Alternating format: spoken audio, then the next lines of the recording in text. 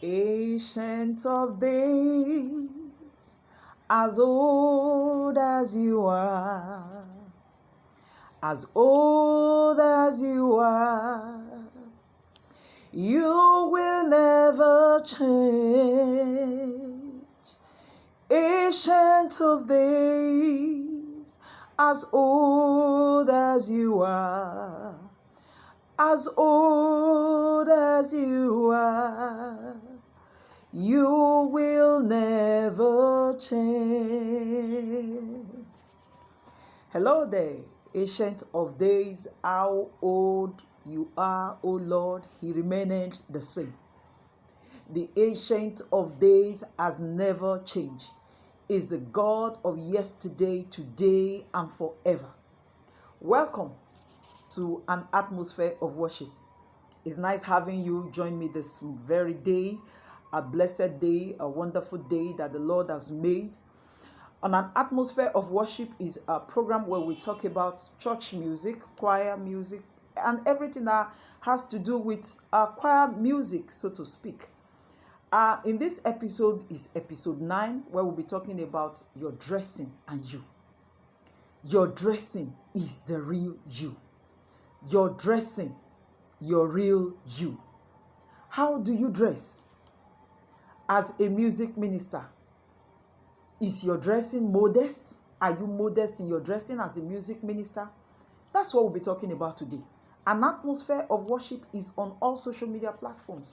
You can do well to subscribe, like, and comment on all my social media handles at Min Omowumi CD, at Min MIMOMOWUMISIDI, and you'll be right there with me.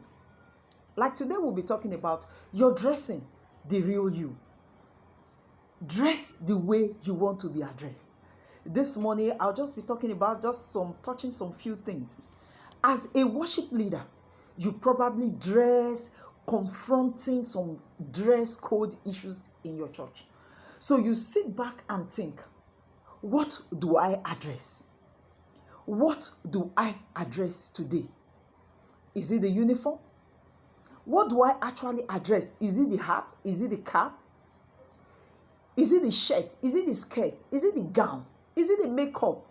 You just sit back and think, what do I actually address? As followers of Christ, we should take Romans 14:13-23 about what not causing your brother to stumble. Just be sure that your policy in your choir or church, consider your culture. Consider your culture. Every society, every community, every place have their own culture. Your church also, the church where you fellowship, it has its own culture. It has its own policies. So your standard and who you are trying to reach, you have to consider all this. We have a priestly and dual role as lead worshippers in the church. First, we worship God. Secondly, we are helping others worship God. That is our purpose as worship leaders. We worship God and we were helping others worship God. So we are called to engage and encourage the congregation to enter into worship.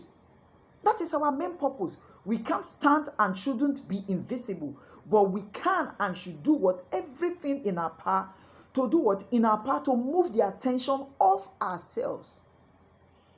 We should try as much as possible to move the attention off ourselves and onto Jesus, whom we project. So our attire is part of the visual engagement of leading people toward worship. Our attire is part of the visual engagement of leading people towards worship. What we wear should be intentionally chosen to bring glory to God, not attention to us. What we wear should be intentionally chosen to bring glory to God. Have you asked yourself what you put on before leaving your house? You ask yourself what you're putting on. With what I'm putting on today, will it bring glory to God? With what I'm wearing as a music minister, will it bring glory to God? You stand in the mirror and look at yourself. Of course, you want to see what you're putting on. Ask yourself today, what I'm putting on today, will it bring glory to God? There is no good reason to flout what God gave you on the church stage. Is it on the church altar that you want to come and flout what God has given you? We know you are beautiful. We know you are very handsome. Is it on the church altar? Is it on the church stage? You want to come and flaunt what God has given to you? Sometimes we have to remind ourselves from time to time that what we want our congregation to do, or to appreciate us when they see us. Or we know even when we want them to appreciate our musical abilities and not our physique. Even as much as we want them to appreciate our good voices. We want them to appreciate how well our choir can sing.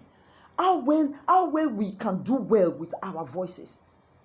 And not our physique this time around. Not making them to focus on our physique. Come to think of it. Is it your physique you are coming to flout in the church? Come on, I know. Take a little pride in the way you look. In the way you look, dress your age. We should remind ourselves as music leaders to wear clothes that can allow us to do what? Express our worship physically without embarrassing or distracting incident occurring. You can imagine yourself. You are called to lead worship and you are lifting up holy hands. You are lifting up holy hands with unshaven armpits. Your armpit is not shaven. And you are saying you are lifting up your holy hand. Ancient of days, how great are you? How old are you? And where do you think people will be looking at? People will be looking at your unshaven armpit because you are putting on a sleeveless gown and you are leading worship. You are putting on a top that is not covered. You are not properly covered and your hands are being lifted.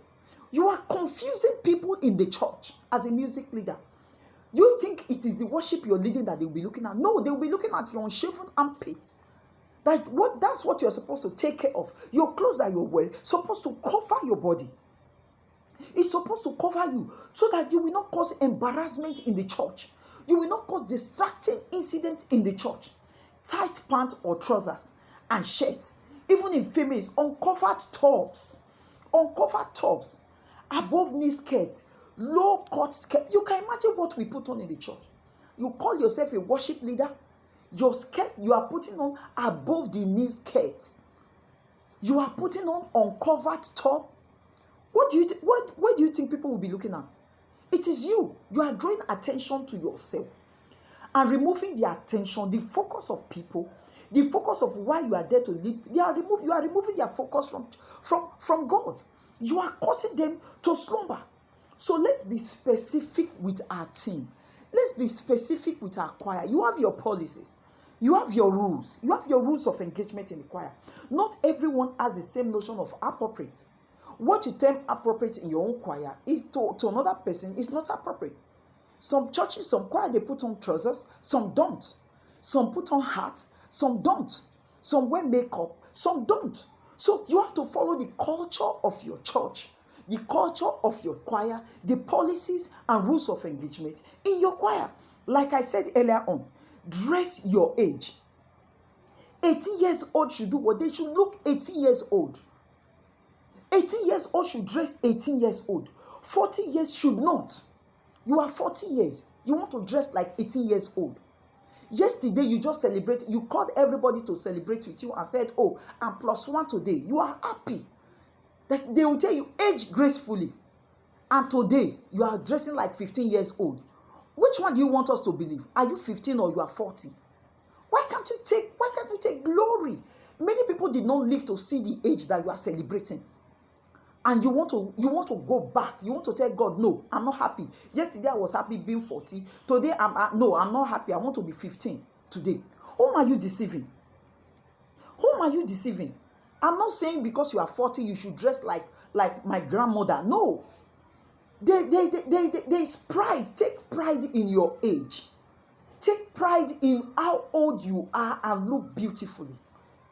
You don't have to dress like 18 years old before you know that you look beautiful. And they'll be telling you, oh, Mama, you dress very well. Mama, you look good. And you'll be happy. You are happy in iniquity. Look at the person that is praising you. Look at the person that is commending your dressing, your so-called dressing. The person is properly dressed. The person is okay. But they are praising you. They're telling you, oh, mama, you look so good. You look so good in what you're, and you're happy in iniquity.